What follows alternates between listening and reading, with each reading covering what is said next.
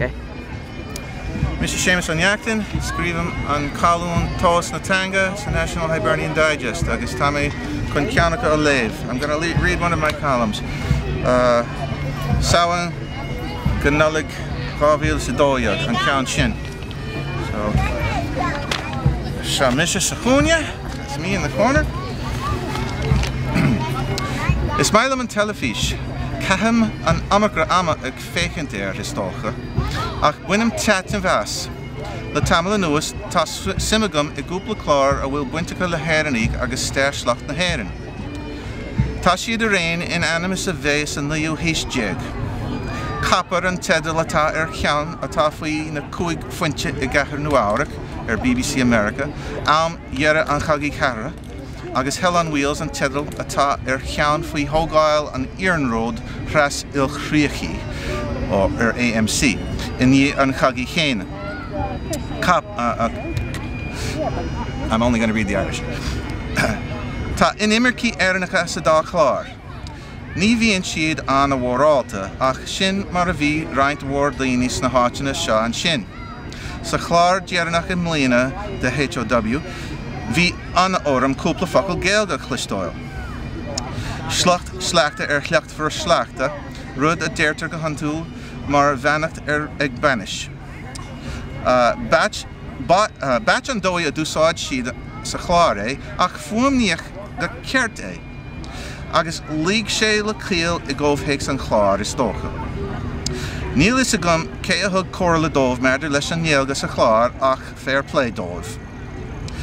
Tá aisteoirí sa chlár seo atá géal ver a ceannach agus príomh bhean an teo Dominique McElligot is as blaclí Bhí si is scanán le Stephen Ray. Tá colm míní ach a freisin agus is as blaclí eisian comá. Bhí sé an stáit in éireann I deanta le Stephen Ray agus Gabriel Byrne. Tá níos mó aithne am héin Stephen Ray mar gheall a ghair scanán groundwar a rinne sé dar tedal fluent dysphasia. Tá an chuid is mó de as géalga. Búltear an cheann agus nuair a dhóisiíonn sé, níl ach géalga aige, cé go raibh sé ina bhéirleoir ribhe sin. Thóg slacht na héireann an chuid is mó de na Iarn Road in America agus tugtar aitheantas dó sa chláir seo. Daoine garbha a bhí ann minic I leor. I meas go lán daoine simúla eile.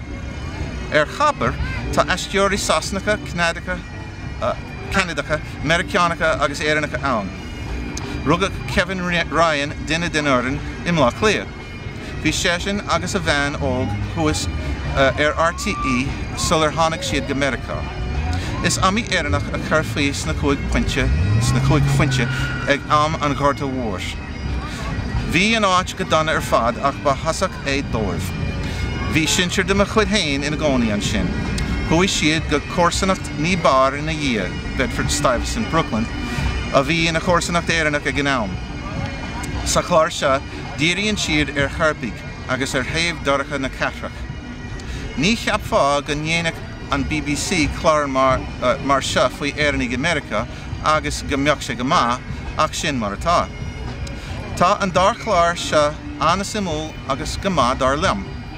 Garbh freisin, tá anna chuid gnéis agus foréigean anta chabla tá siad agus mar sin is féidir leo níos mó dá le héad a dhéanamh cé nach míonn sin in asnamh gnáthela fís a churid.